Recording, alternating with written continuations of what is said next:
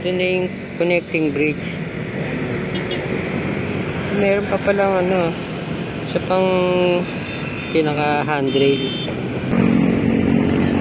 Ayun, pinakbak. Walang hagdan tong ano, MacArthur Bridge. Pag tiningnan mo doon sa MacArthur Bridge, parang ang liit lang. Yan o. Wrap finish lang para hindi madulas. Ayun, may mga halaman pa pala. Hanggang sa ilalim mayroon. Pwedeng pagtaguan ng mga tulunggis. Napakaraming mga nagliliparang ibon dito sa ano, sa ibabaw ng Pasig River.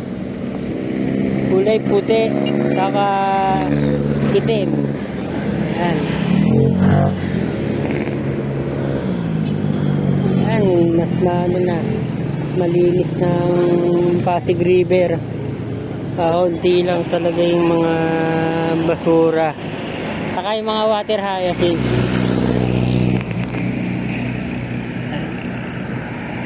Yan. Dami oh.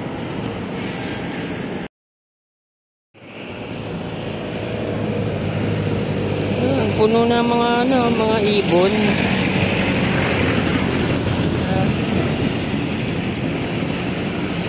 Pa, agad dun pa. Ibig sabihin, buhay na ang Pasig River. Yan. Yan, tingnan natin.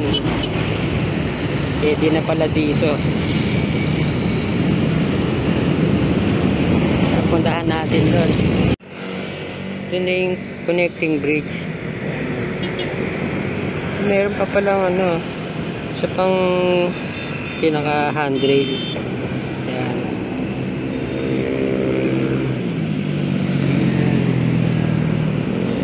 Ganda na. Yan, daming mga halamang nilagay. Yan, dyan tayo pupunta. Ayun, wala nang harang. Mainit kaya wala pa masyadong namamasyal.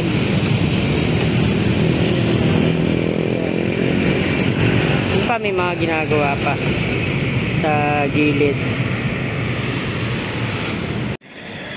Mga halaman. Pero dito lang, malapit sa tulay.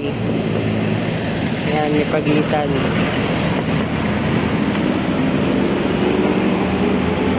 Ayun, may mga halaman din.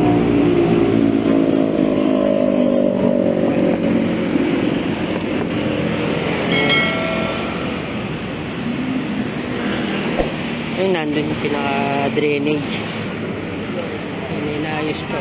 Sa may ano, sa may hagdan. Napalitadahan pa.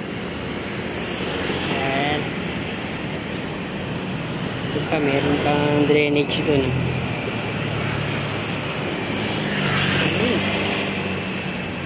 Pabuksan na rin sa wakas. Ito pa.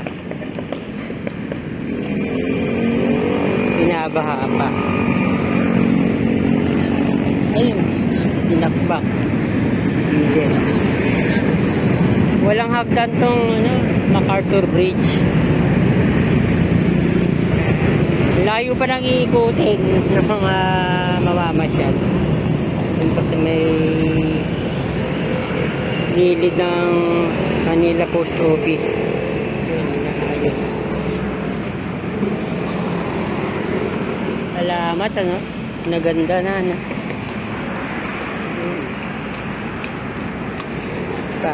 Wala pang palitada to.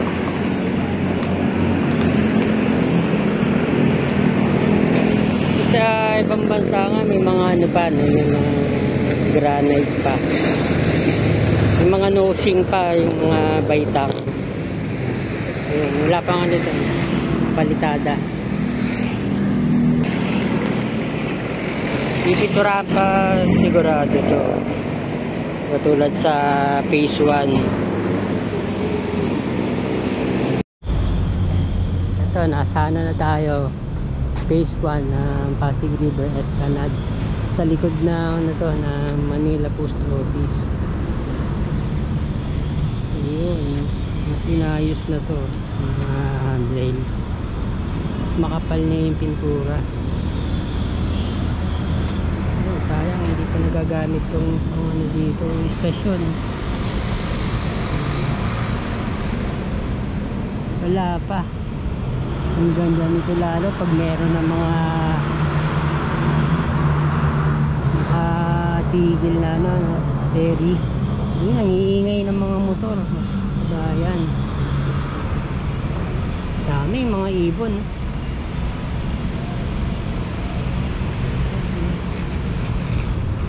Ang dami na siguro nilang nakukuha ang mga pagkain dahil nabawasan na talaga yung mga basura. Ayan.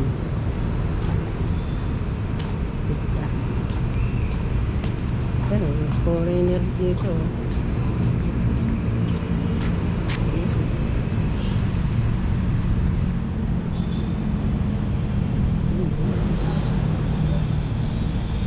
Escolta, mga kabayan yan.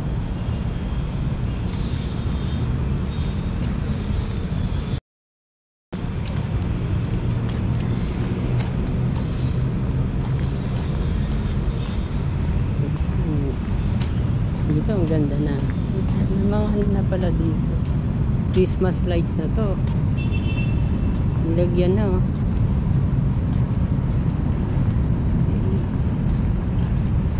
Wala halos na mamasyal pag tanghali talaga, sobrang init.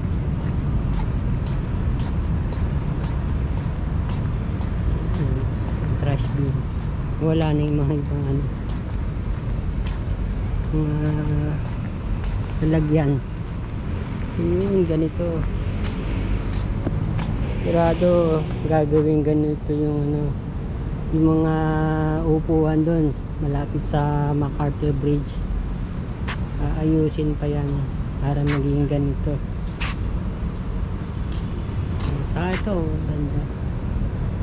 Pinakaibabaw meron siyang design. Yan, maganda. Ganda ng finishing.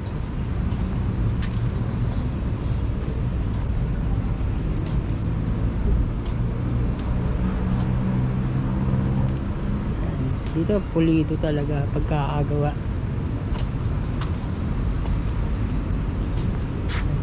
Ito parang maging Christmas tree tong isa. Laki na yung mga dito, mga halaman.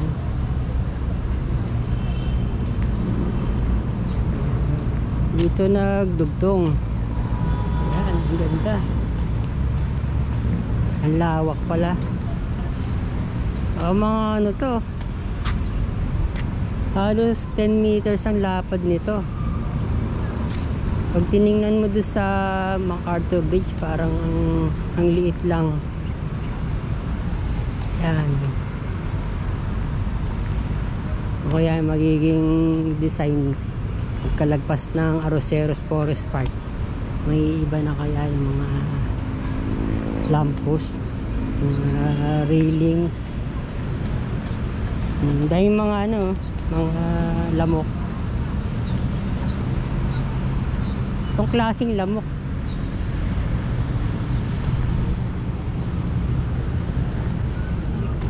lawak pala sa actual.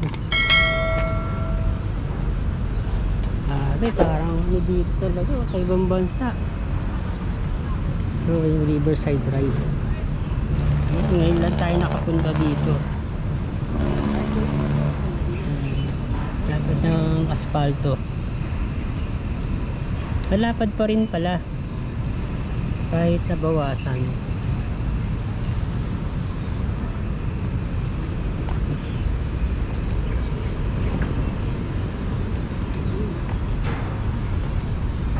Na pwede ng daanan. Hindi ko mapuntahan dati to.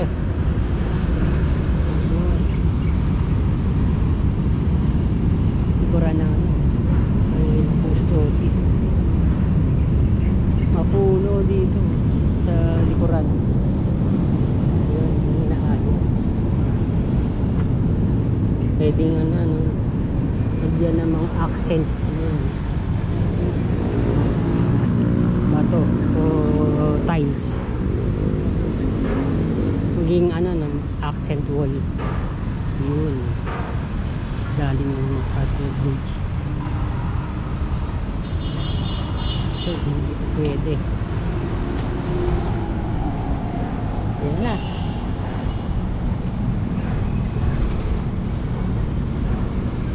Yan, tama at mga kabayan, oh.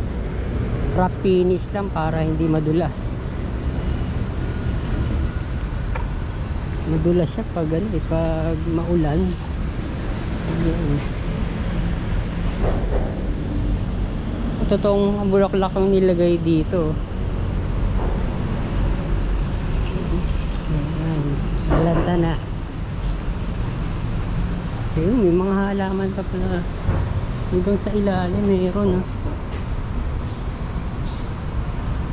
Pwedeng pagtaguan ng mga tulunggis, mga pasaway.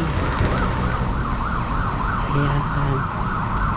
Hindi lang tayo nakadaan. Dito maliit. Ito yung hindi ko alam kung para saan. Yung mga basura pa dito. May cup. Yung dinaanan ni na President Bongbong Marcos, Secretary Acosar, First Lady Lisa Marcos.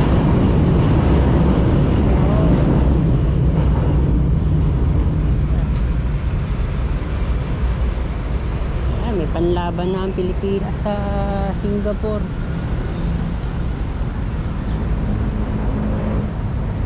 Kasi bigyang buhay muli. Ang daming mga agency na nagtulong-tulong para ayusin ang Pasig River Esplanade. Ganda dito siya. Si General Douglas MacArthur nandun nakatalikod sa ano, no, sa Pasig River. Ayan, yung render. Ito hindi pa naayos.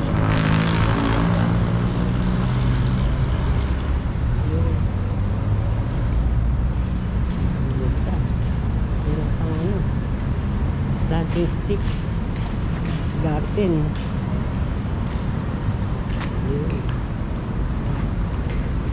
Ito yung walang ano, walang ilaw, pagtan.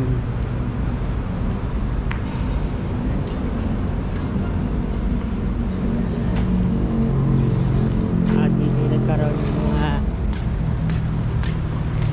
bahay. Naging pasyalan na. May mga nagpifinishing touches pa, may mga gumagawa pa.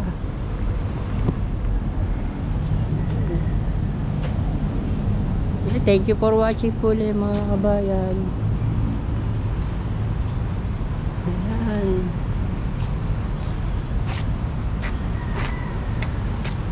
Naglalabas ng tubig doon sa may Fiati RT1. Tama-tama. Ayan. Yung ginagamit sa MRT 3, ano na, mga 4 train sets na. Marami na.